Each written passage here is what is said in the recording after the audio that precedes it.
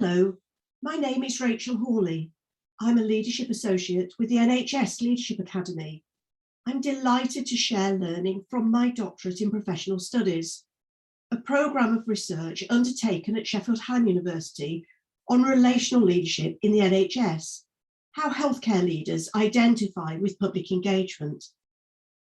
Healthcare touches all our lives, yet interactions between health professionals and the public are often characterised by an imbalance of power, control and information.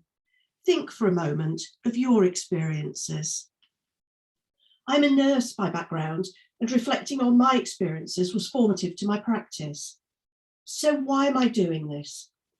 Health policy has increasingly emphasised public engagement as a lever for quality improvement. It marks a shift away from doing to people to doing with people, changing relationships.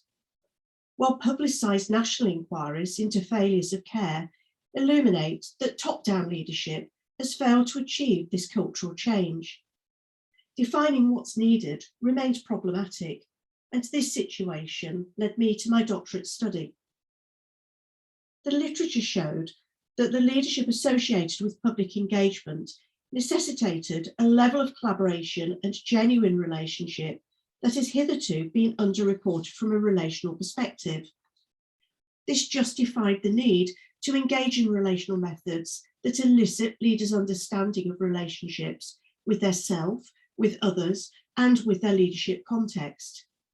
This contrasts to earlier studies that focused primarily on initiatives for securing direct public engagement. My research addresses the following questions. How do healthcare leaders identify with public engagement? What motivates a leader to be collaborative with the public? And what conditions are needed to support leaders' collaborative practice? Exploring the methodological landscape was an adventure filled with highs and lows. Crotty's scaffolding metaphor was useful to explore the relative merits of different research paradigms appropriate for inquiry into relational leadership with the public. The adaptation of Crotty's model, shown on this slide, enabled me to show where the study sits ontologically, epistemologically, and methodologically. Narrative interviews were combined with participant-selected artefacts to generate data. I engaged with 12 participants from 3 NHS trusts and 3 national organisations to gather a range of leadership perspectives: national policy, board level, coordinators of public engagement, and champions of public engagement. Each participant was interviewed twice. At the end of the first interview, participants were invited to bring an artefact as a conduit for representing their sense of professional identity in relation to their leadership and as part of triggering the research conversations. The only specific direction given was to bring an object which represented what they think about leadership for public engagement. There is much that can be said about narrative and visual approaches, yet little research has combined narrative and artefacts in this area of study. Artefacts are a valuable way for researchers to help people connect important events and memories. And as I discovered, and consistent with the literature, it is not what the artefacts are that matters most, but what they symbolise to participants. In my research, 12 participants shared 17 artefacts. This slide offers just a glimpse.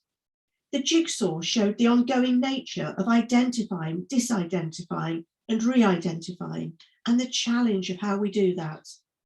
The driftwood showed the loneliness of leadership and the loneliness of being a patient, illuminating the social dimension of leadership. And the candle showed the importance of creating the conditions with a focus on the vulnerability of the flame and the power of collective light. Data was analysed using a variation of voice-centred relational analysis. My variation involved 5 readings for story, voice, relationship, context, and artefact. There appeared to be a connection between the GAN's relational process and the work I'd undertaken with participant stories using the voice-centred relational analysis approach. Its relational orientation provided a valuable frame to add a further layer of analysis to test my own relational approach and enrich perspectives of the findings, leading to a new public story. The point of using Anne's relational process was because of its focus on how it can inform practice. From the data analysis, 6 core themes emerged: curiosity, courage, creativity, role modelling, kindness, and reflexivity. The themes were found to be both fixed, represented in tables in my thesis, but also found to dynamically move. The visual interpretations illustrate the relational dynamic of the themes with each other. The themes may have a primary area, but are pulled across depending on the context. For example, kindness, kindness to self, acts of kindness, and cultures of kindness, as shown on this slide. Leaders reflected that there is rarely time to reflect on their experiences.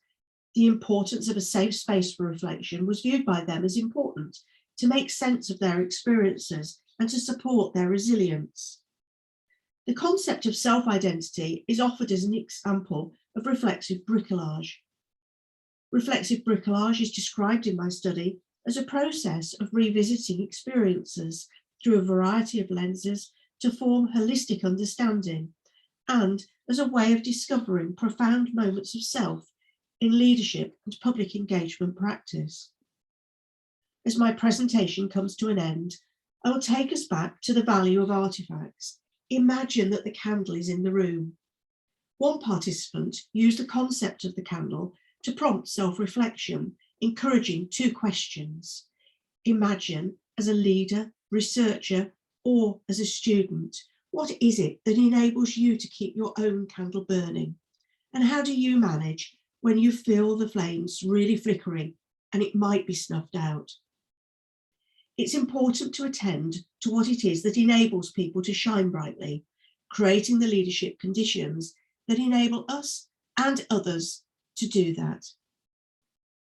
Thank you so much for listening. If you have any questions, please feel free to add them as a comment. I will respond as soon as possible. For further information, do not hesitate to contact me directly. I look forward to continuing conversations.